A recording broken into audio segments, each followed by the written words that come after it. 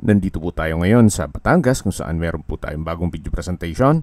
Isang private farm resort na meron pong main house, guest house, cabana, swimming pool, rancho, at nakabakod na po buong 1 hectare.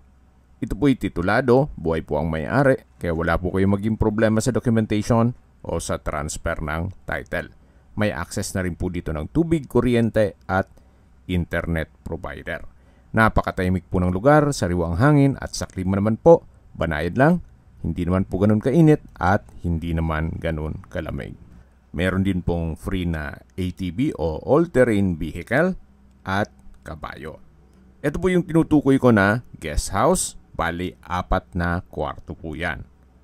Then meron na rin pong mga garden set at meron din pong mga concrete pathways.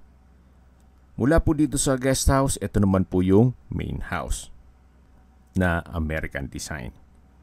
Meron po itong mga glass walls and windows, then high ceiling,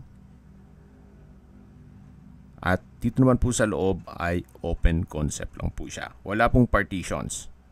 Mula po dito sa formal kitchen, dining area hanggang living area.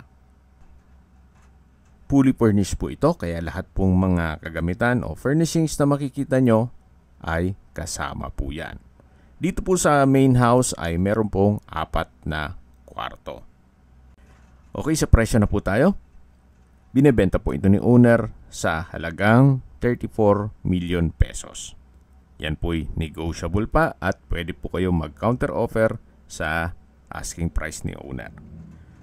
Kung may mga katanungan po kayo, tawag lang po kayo sa aking numero. Maraming salamat po.